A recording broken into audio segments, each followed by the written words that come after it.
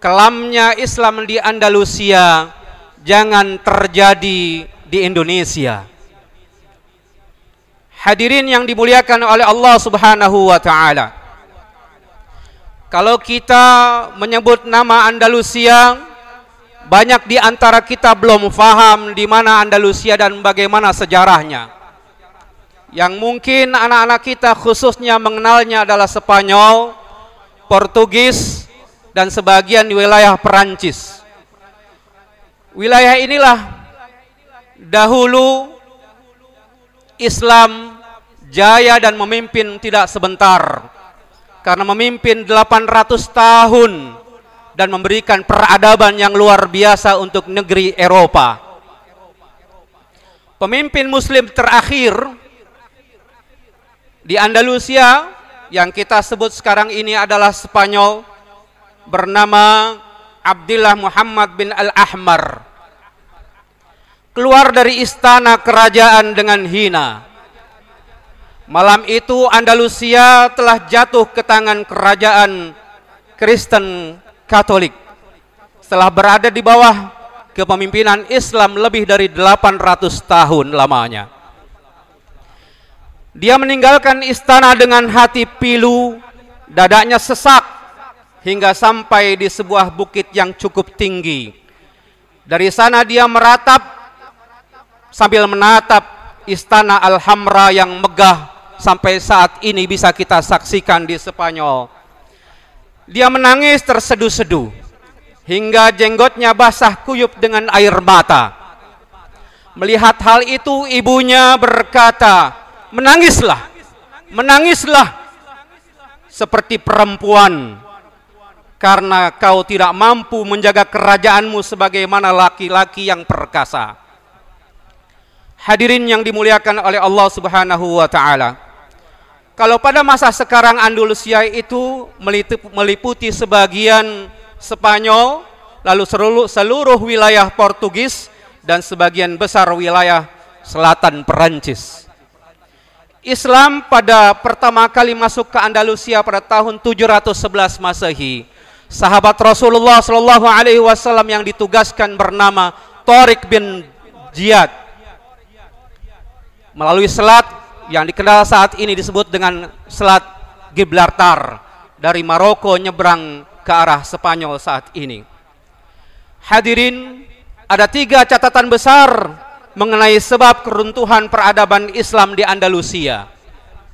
Di antaranya perpecahan umat Islam. Ketika Muslim Andalusia sedang menghadapi kesulitan dan penindasan, mereka meminta pertolongan kepada saudara-saudaranya sesama Muslim yang memiliki kekuatan untuk membantu mereka. Kerajaan Islam di Maroko dan kekhalifahan Utsmaniyah menjadi 2 kerajaan yang mereka kirimkan surat meminta bantuan. Surat tersebut menggambarkan bagaimana Muslim Andalusia sangat membutuhkan yang mendesak bantuan dari umat Islam lainnya. Mereka mengibah, menangis, mengemis belas kasihan raja-raja Islam. Namun bantuan yang diharapkan tidak turun-turun. Hal ini semakin membuat mereka terisolasi dan semakin lama menanggung beban penderitaan. Umat Islam di Andalusia diberikan 3 pilihan oleh kerajaan Kristen itu. Pertama, masuk Kristen. Yang kedua, keluar dari Andalusia menyeberang ke arah Afrika, dan atau dipilih untuk dibunuh. Pilihan di antara yang sangat sulit semuanya. Jumlah mereka dibunuh mencapai puluhan ribu jiwa. Sebagian mereka ada yang murtad atau pura-pura murtad karena masih kuat imannya.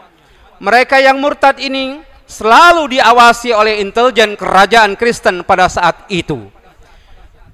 Bila terbukti masih beragama Islam, maka akan ditangkap dan dihukum. Apalagi mereka yang merencanakan pemberontakan, tak tanggung-tanggung akan dihukum mati, digantung dan dikuliti, kemudian diarak keliling kota sebagaimana yang terjadi pada diri para mujahidin saat itu di Andalusia. Nyatanya yang sangat memprihatinkan hadirin yang dimuliakan oleh Allah Subhanahu wa taala. Raja Maroko ingin mencari aman saja.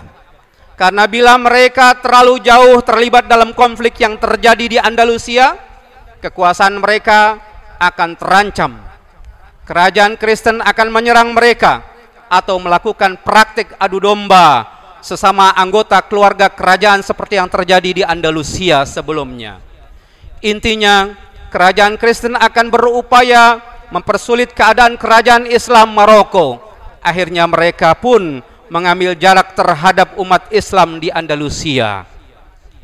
Yang kedua, salah satu sebabnya adalah cinta dunia dan takut mati. Inilah yang dikhawatirkan Rasulullah sallallahu alaihi wasallam, hubbud dunya wa karahiyatil maut, cinta terhadap dunia dan takut atas kematian. Kemudian pada awal abad ke-6 adalah titik nadir umat Islam Andalusia. Mereka sedang bersiap diri menghadapi keruntuhan. Sebuah keruntuhan yang dicatat dalam sejarah yang sangat menyakitkan umat Islam sampai hari ini. Selama 8 abad lamanya mereka berkuasa di Andalusia dan mendirikan sebuah peradaban yang besar, peradaban ilmu pengetahuan dan kebudayaan yang mengantarkan mereka menjadi paling digdaya di seantero dunia saat ini, yang mengantarkan Eropa dari kegelapan menuju Renaissance dan menjadi negara-negara yang maju sampai saat ini. Bukanlah kekalahan dan kemenangan itu terjadi karena pihak luar saja, tetapi terjadi pada umat Islam itu sendiri khususnya, dengan izin Allah tentunya.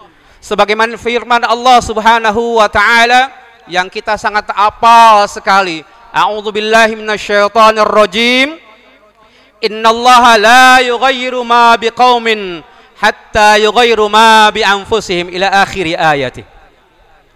Sesungguhnya Allah tidak akan mengubah nasib suatu kaum sehingga ia mengubah sendiri.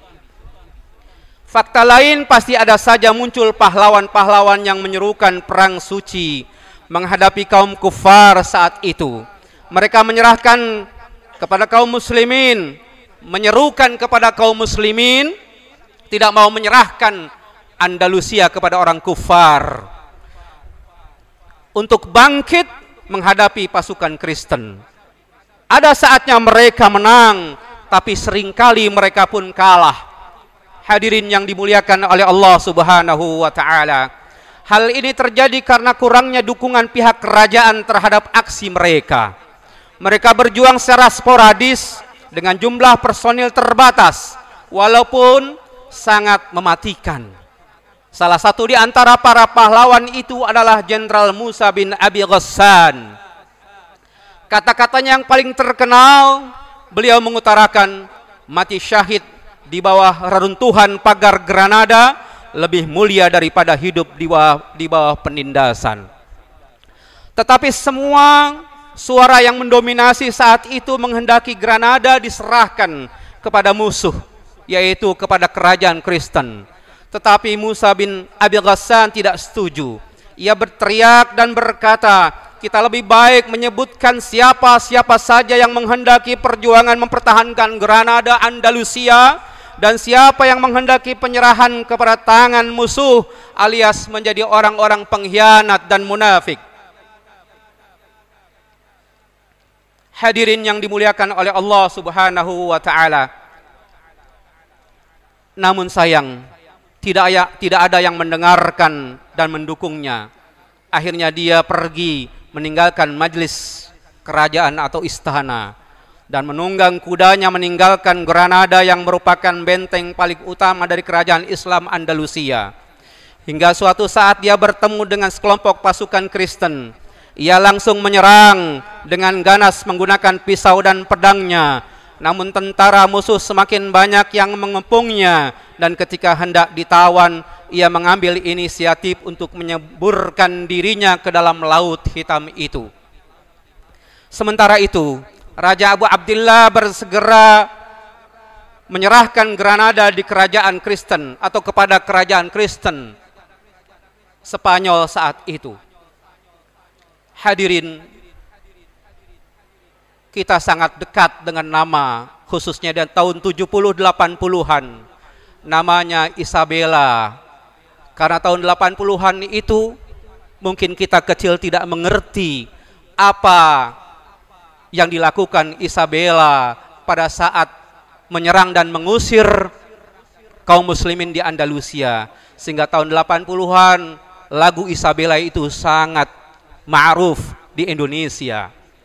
Dan tentu dengan suaminya Raja Ferdinand, inilah yang mengambil, inilah yang merampas dari negeri Islam di Andalusia. Spanyol yang saat ini dikenal oleh kita, salah satu dari dua orang yang menjadi negosiator saat itu menyerahkan Granada ke tangan kerajaan Kristen adalah Ibnu Qamsyah, seorang menteri yang murtad saat itu. Ia memeluk agama Kristen setelah penyerahan, bahkan menjadi seorang pendeta besar. Bukan hanya menteri yang murtad, banyak di antara keluarga kerajaan atau istana dan pemuka kaum yang murtad. Mereka memeluk Kristen setelah Granada diserahkan kepada kerajaan Kristen. Nama-nama mereka diganti dengan nama-nama Kristen. Demikianlah Andalusia tenggelam karena ruh Islam yang ada dalam jiwa mengalami kematian, sehingga kerusakan pun merajalela. Hal itu diperburuk dengan pengkhianatan terhadap Allah, Rasulnya, dan kaum muslimin. Yang terakhir, yang ketiga adalah memudar atau hilangnya peran ulama.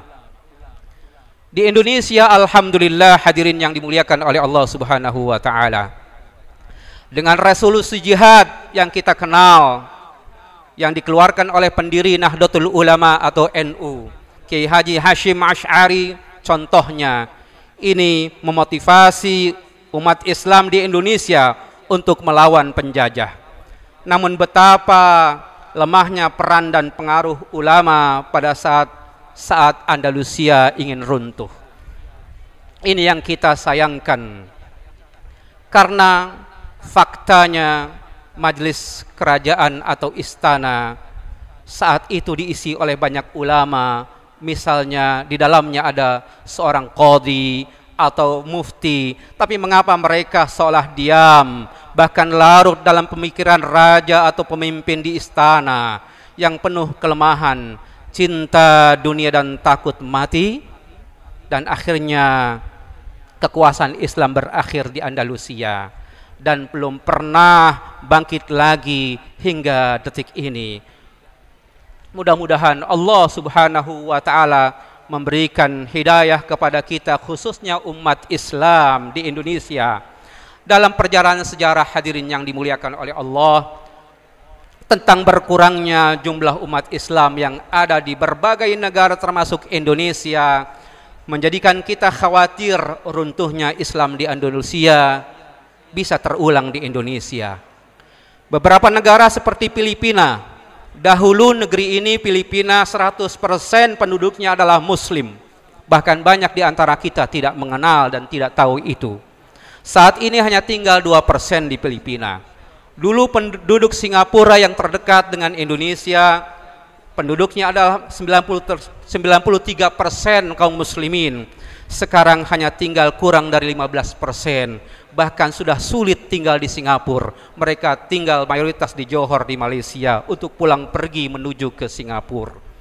Dan saat ini sekitar 1 juta muslim di Myanmar sedang bernasib tragis karena dimusuhi atau dikriminalisasi oleh para pemimpinnya.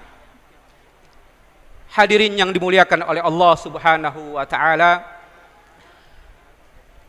ada pepatah yang diutarakan oleh tokoh yang sangat dikenal oleh kita. Selain ulama kenamaan dari NU tadi, ada ulama yang terkenal juga, adalah Kiai Haji Ahmad Dahlan. Beliau mengutarakan Islam tidak akan punah di dunia, tetapi Islam tidak ada jaminan akan tetap kekal di Indonesia. Kurang lebih beliau mengutarakan kalimat-kalimat agar kita sadar untuk memberikan perhatian kesungguhan kita kepada Islam dan umat Islam.